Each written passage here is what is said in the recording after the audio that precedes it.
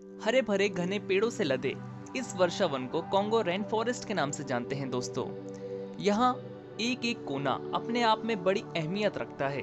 फिर चाहे वो यहाँ बहने वाली नदियाँ हों या हवाएं, ये विशाल वर्षावन ओकापी, गोरिल्ला, बोनोबो और कोंगो मोर जैसी कई शानदार और दुर्लभ स्थानीय प्रजातियों को आश्रय देता है। कोंगो जंगल कई जनजातीय लोगों को रहने का ठिकाना भी है। यहाँ प्राकृतिक संसाधनों की कोई कमी नहीं है। कोंगो बेसिन नदियों, जंगलों, सवाना, दलदल और बाढ़ आने वाले जंगलों का मिश्रण है। यहाँ जीवन फूट रहा है। तो आइए इस प्राकृतिक सुंदरता की खदान यानी कोंगो वर्षावन को और करीब से जानने की कोशिश करते हैं। अमेज़न के बाद कोंगो दुनिया का दूसरा सबसे बड़ा जंगल है। यह 6 देशों में 500 मिलियन एकड़ वर्ग में फैला हुआ है, जिनमें कैमरून, मध्य अफ्रीका गणराज्य, कोंगो लोकतांत्रिक गणराज्य, गेबोन, इक्वेटोरियल गिनिया और कोंगो गणराज्य शामिल है। Democratic Republic of Congo Congo basin में सबसे बड़ा देश है और इसमें दुनिया के शीर्ष ट्रॉपिकल रेन फॉरेस्ट वर्षावन का 12.5% हिस्सा है। कोंगो नेशनल फॉरेस्ट में 5 नेशनल फॉरेस्ट भी हैं, जिन्हें यूनेस्को की तरफ से विश्व धरोहर का दर्जा मिला है। यहाँ के इतिहास पर नजर डालें तो कोंगो को अपना नाम कोंगो के प्राचीन साम्राज्य से मिलता है, जो नदी के मुहाने पर बसे हुए थे। जिस तरह अमेज़न के जंगलों के बीच अमेज़न नदी निकलती है, ठीक वैसे ही इस जंगल के बीच से कोंगो नदी निकलती है, जिसकी लंबाई करीब 4700 किलोमीटर है। ये अफ्रीका की दूसरी सबसे बड़ी नदी है, जबकि यह दुनिया की सबसे गहरी नदी मानी जाती है। कोंगो बेसिन स्वाभाविक रूप से गर्म और नम है। यहाँ केवल 2 मौसम का ही अनुभव किया जा सकता है, मार्च से नवंबर तक बारिश का मौसम और दिसंबर से फरवरी तक शुष्क मौसम रहता है। इस वर्षावन का औसत टेम्परेचर 25 डिग्री सेल्सियस तक दर्ज किया गया है। इसमें दुनिया के कुछ सबसे टिपिकल रेन फॉरेस्ट शामिल हैं और यहाँ कृषि और ऊर्जा उत्पादन में उपयोग किए जाने वाले पानी का एक महत्वपूर्ण स्रोत है। इस वर्षावन को लंग्स ऑफ अफ्रीका के रूप में भी जाना जाता है। कोंगो बेसिन दुनिया का सबसे बड़ा कार्बन सिंक है, जो अमेज़न की तुलना में ज्यादा कार्बन को अवशोषित करता है। 6 देशों में फैले इस वर्षावन में खाद्य सुरक्षा के अलावा स्वदेशी व स्थानीय आबादी के लिए एक आवश्यक जीवन रेखा प्रदान करते हैं। साथ ही लुप्त प्राय प्रजातियों के लिए एक महत्वपूर्ण निवास स्थान के रूप में भी कार्य करते हैं। यह अमेज़न और south east Asian rain forest की तुलना में कम बायोडाइवर्सिटी है, मगर यहाँ के पेड़ पौधे और एनिमल लाइफ अभी भी धरती पर दूसरे स्थानों की तुलना में ज्यादा समृद्ध और विविध है। एक अनुमान के मुताबिक दोस्तों, कोंगो बेसिन में टिपिकल प्लांट्स के लगभग 10,000 प्रजातियां हैं और 30% इस क्षेत्र के लिए अद्वितीय हैं। इनमें मोहगनी, लिम्बा, बेंज, अम्बा, इरोको, सिपेल इमारती लकड़ी शामिल है। ये विशाल जंगल अपने भीतर कई एंडेंजर्ड वाइल्ड लाइफ को भी समेटे हुए है, जिनमें फॉरेस्ट एलिफेंट, चिंपैंजी और बोनोबोस के अलावा लोलैंड गोरिल्ला और माउंटेन गोरिल्ला शामिल हैं। यहाँ पर स्तनधारियों की 400 अन्य प्रजातियाँ, पक्षियों की 1000 देसी प्रजातियाँ और मछलियों की 700 प्रजातियाँ भी पाई जाती हैं। मगर ये जंगल इतना बड़ा है कि आप देखते देखते थक जाएंगे, लेकिन जंगल खत्म नहीं होगा।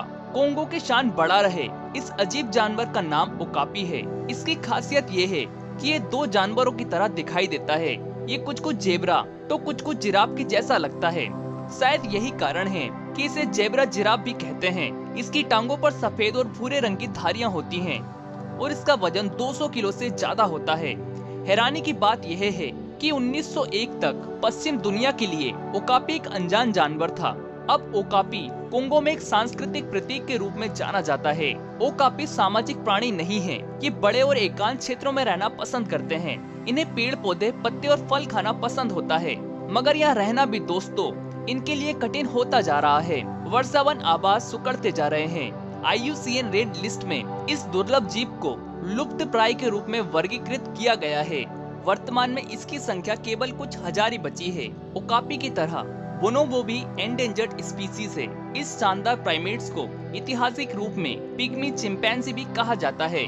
बोनोबो को कभी कभी make love not a Warner के रूप से संदर्भित किया जाता है। प्राइमेट्स की ये खास प्रजाति यूनिक सोशल स्ट्रक्चर में रहती है। इनके समूह को मादा लीड करती है। इसका रजिस्ट्रेशन पीरियड 220 से 230 दिनों के बीच माना जाता है। नर संतान जीवन भर मां के समूह के साथ रहती है, जबकि मादा मैच्योर होने पर मटेरियल ग्रुप छोड़ देती है। इंटरनेशनल लेवल पर अभी भी हाथी के दांतों की हाई डिमांड है, जो आज भी हाथियों की हत्या को बढ़ावा देती है। अफ्रीकन फॉरेस्ट एलिफेंट 2 जीवित अफ्रीकन हाथियों की प्रजातियों में से एक है।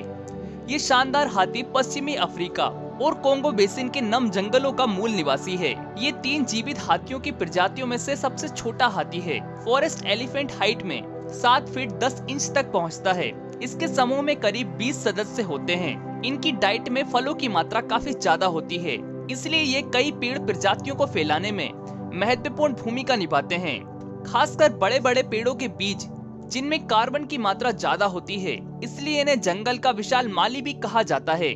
कोंगो की धरती पर जानवरों की कई अद्भुत प्रजातियां निवास करती हैं, जो कि दुनिया में कहीं और नहीं पाई जाती। ईस्ट लोलैंड गोरिल्ला भी इस लिस्ट में आता है। ये प्राइमेट्स कोंगो के पूर्वी लोकतांत्रिक गणराज्य के पहाड़ी जंगलों में बसते हैं। हालांकि इन्हें भी दोस्तों क्रिटिकल एंडेंजर्ड सब स्पीसीज में रखा गया है। बड़े जानवर जैसे लेपर्ड और मगरमच्छ ईस्ट लोलैंड गोरिल्ला के लिए खतरा पैदा करते हैं। मनुष्य इस जानवर के लिए अब तक का सबसे बड़ा खतरा साबित हुआ है। अनुमान के हिसाब से जंगल में 5000 से कम ईस्ट लोलैंड गोरिल्ला हैं। इसके अलावा यहाँ वेस्टर्न लोलैंड गोरिल्ला और माउंटेन गोरिल्ला भी रहते हैं। भारतीय मोर की तरह दिखने वाला ये खूबसूरत पक्षी कोंगो का राष्ट्रीय पक्षी है। हालांकि एशियन मोर की तरह ये ज्यादा अट्रैक्टिव तो नहीं होता, लेकिन कोंगो पीकॉक यहाँ के जंगलों की खूबसूरती को बढ़ाने में कोई कसर नहीं छोड़ते। नर पक्षी के पंख मेटेलिक ग्रे और बैगनी रंग के साथ गहरे नीले रंग के होते हैं। कोंगो मोर आमतौर पर अपना समय अकेले या छोटे समूह में बिताना पसंद करते हैं। IUCN रेड लिस्ट में इस मोर की अनोखी प्रजाति भी नियर थ्रेट एंड के रूप में सूचीबद्ध है। डेमोक्रेटिक रिपब्लिक ऑफ कोंगो असाधारण रूप से बहुसांस्कृतिक भी है। यह जंगल लगभग 50,000 से ज्यादा वर्षों से बसा हुआ है और लगभग 150 अलग अलग जातीय समूह का घर है। आज कोंगो बेसिन 75 मिलियन से अधिक लोगों के लिए भोजन, दवा, पानी, सामग्री और आश्रय प्रदान करता है। यहाँ के एथनिक ग्रुप्स में पाकाबाम्बोती और एम्फी जैसे कई समूह हैं। इन्हें अक्सर पिग्मीज कहा जाता है। इन लोगों के यहाँ के जंगल, जानवरों और औषधीय पौधों की बहुत नॉलेज है। कोंगो बेसिन में अधिकांश लोग कृषि और कच्चे माल के लिए जंगल पर पूरी तरह निर्भर हैं। नतीजतन जैसे जैसे आबादी बढ़ रही है, वनों पर दबाव बढ़ता जा रहा है। सड़कों के निर्माण से जंगलों के अंदरूनी हिस्सों तक जाने में काफी सुविधा तो हुई है, साथ ही काफी नुकसान भी झेलना पड़ रहा है। लॉकिंग ऑयल, पाम प्लांटेशन, जनसंख्या वृद्धि और सड़क विकास ने पारंपरिक संसाधन प्रबंधन प्रणाली को गंभीर रूप से प्रभावित किया है। कोंगो बेसिन लकड़ी, तेल और खनिज जैसे हीरे, सोना और कॉटन में बेहद समृद्ध है। बहुत से लोग अपनी जीविका के लिए इन्हीं संसाधनों पर निर्भर हैं।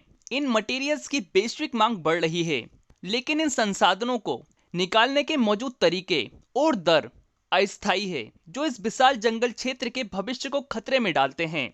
कोंगो बेसिन में दोस्तों वाइल्ड लाइफ के प्रमुख नुकसान का कारण कमर्शियल बुश मीट मार्केट है। लगातार वन्य जीवों का शिकार किया जा रहा है।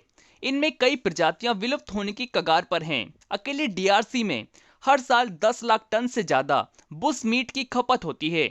ये आकर्षक व्यापार जंगल से प्रजातियों को खाली कर रहा है। बंदर, मृग जैसे जानवर आम टारगेट हैं। हालांकि गोरिल्ला और बोनोबोस जैसी प्रजातियां भी खतरे के निशान पर हैं। दोस्तों, आज की वीडियो में बस इतना ही। उम्मीद करते हैं कि आपको वीडियो पसंद आई होगी। वीडियो को लाइक करना और शेयर करना बिल्कुल ना भूलें और चैनल को सब्सक्राइब जरूर करें, जिससे आने वाली वीडियोस की नोटिफिकेशन आप तक पहुंच सके। जय हिंद।